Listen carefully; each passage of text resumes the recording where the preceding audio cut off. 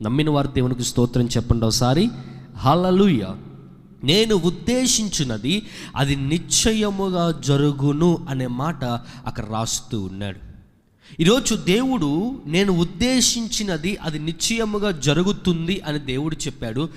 దేవుడు ఈ మాట చెప్తున్నప్పుడు ఏదో సాధారణంగా ఈ మాట చెప్పట్లేదు, కానీ దేవుడు ప్రమాణపూర్వకంగా చెప్తూ ఉన్నాడు. ఏమన్నా తెలుసా?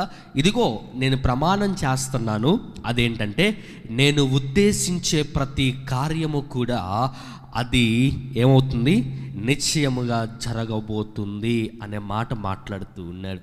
ఈరోజు ఎవరైనా దేవుని యొక్క వాగ్దానాల కోసం ఎదురు చూసేవారు ఉన్నారా?